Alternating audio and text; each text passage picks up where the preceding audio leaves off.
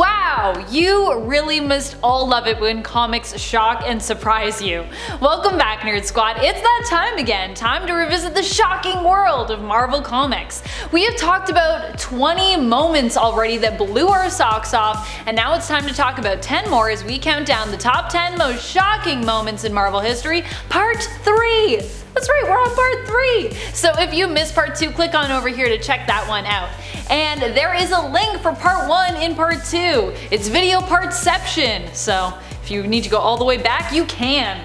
And as always, be sure to stick around to the end of this list where I'll be taking it to the comments to check in and see what you think of Marvel's most shocking moments. Alright, now let's get counting. Number 10. MJ is killed! Peter gets a hook hand. One of the most shocking series around is JJ and his son Henry Abrams' Spider-Man miniseries from 2019. Well, it started in 2019. It is only 5 issues long, but has been delayed longer than I even thought possible for a series like this. Number 4 is finally set to come out September 23rd, and 5 has been pushed from its original release of January 2020 to November of 2020. Yikes, that's a huge delay. This series starts off with a bang and is filled with tons of interesting shocks. Mary Jane dies pretty much right off the bat, killed by the villain we later come to know as Cadaverous, and causing Peter Parker to retire and abandon their son Ben, leaving him in Aunt May's care. Which is pretty crazy because Aunt May was already pretty old when Spider-Man started, so yeah. And when Peter Parker does return, he's got a moody look, a beard, and a hook hand. That is some kind of something. Peter with a hook for a hand in a world where we have super advanced prosthetics and where he's friends with genius level heroes like Tony Stark and Reed Richards and, you know, is a genius himself.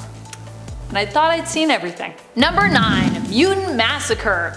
This shocking crossover event actually was so startling and well received that it effectively worked to help boost comic sales for the series involved. It follows the story of the mysterious villainous group of mutants known as the Marauders, who we'd later learn were working for the evil Mr. Sinister, as they attempt to murder the entire mutant community known as the Morlocks, many of whom have grotesque physical mutations which cause them to be rejected by society, a group whom Futurama likely took its inspiration from when it comes to their own sewer mutants. The Marauders succeed in their mission, killing hundreds of Morlocks during this gloomy attack, which would later be referred to as the Mutant Massacre. This story also featured a particularly shocking moment when the X-Factor come face to face with the Marauders, who crucify the mutant Angel. Yikes. Number 8. Lizard eats his own son.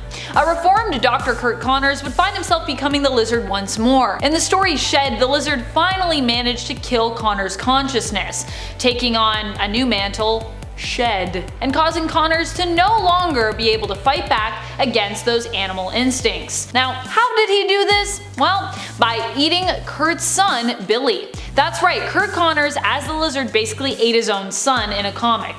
Spider-Man at the time had been racing towards the Doctor in an attempt to stop him, but arrived too late. Fortunately, Spider-Man at least was able to reclaim some of Connors' humanity by showing him pictures of his son and forcing him to remember and face what he had done. Number 7. Kingpin learns of Daredevil's secret identity. This was an especially shocking story arc. Known as Born Again, in this story, Daredevil's secret identity is sold out by his ex-girlfriend Karen Page, who had become a heroin addict and, while desperate, sold his true identity for a hit. This information got passed around and eventually made its way back to Kingpin. It's never good when your arch-nemesis finds out your secret civilian identity, but for Matt Murdock, this was one of the worst things that would ever happen to him. Kingpin uses information to destroy Daredevil's life on pretty much every level, taking his money and his home, and even using it to destroy his relationship with his current girlfriend, and even destroy his costume. Geez, guy had nothing left. Eventually, Wilson Fisk would get what was coming to him, but before that would happen, he would still make protecting and living in Hell's Kitchen a living hell for Matt Murdock. Number 6. Wolverine loses his adamantium. There have been quite a few shocking moments that have come to us from 90s comics, but one of the most dramatic and also the weirdest thereafter was when Magneto stripped all the adamantium from Wolverine's skeleton, pulling it out of his body. This was insanely painful for Wolverine, but he managed to survive the forced debonding process. However, it left him somewhat changed, and he almost died during the process.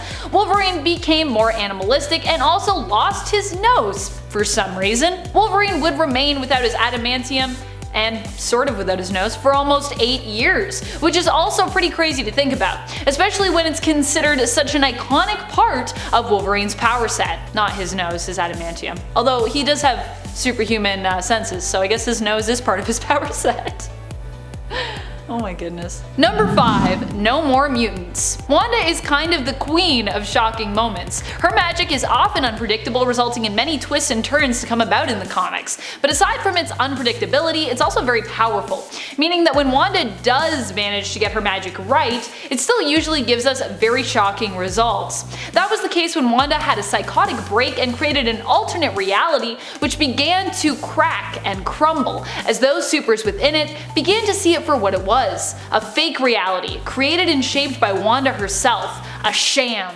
Frustrated with her father Magneto's obsession to fight for mutant kind, she then altered reality once more as everyone seemed to be coming for her, speaking the words, "No more mutants" in the House of M series. This day, November 2nd, would become known as M Day in the Marvel Universe, the day when millions of mutants lost their powers, and we still see the consequences for many characters involved in the comics even today, almost 15 years later. Pretty crazy considering how many events get retconned out of existence almost. Number 4. Carnage becomes a hero? During the events of Axis, everyone had their alignments reversed when Wanda's magic went haywire like it usually does. Chaos magic? Nah, what you gonna do? Carnage as such became a hero, referring to himself as your friendly neighborhood Carnage, and attempting to fight for good like his usual nemesis, Spider-Man. The disturbing thing about his alignment reversal was that it didn't make Cletus Cassidy any less of a murdering psychopath. He still had those urges and had to fight to overcome them.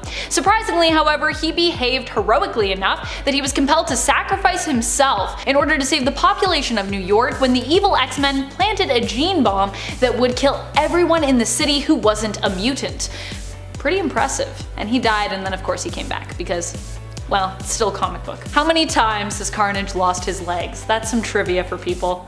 Answer me in the comments. How many times? Number 3. Spider-Man reveals his identity. Spider-Man did this as part of the Civil War story arc in order to help motivate other supers to do so and to support his friend and in a way mentor Tony Stark, who at the time was on the side of being for the Superhuman Registration Act, believing being against it would only lead to an all-out war with the government and be worse for supers later on.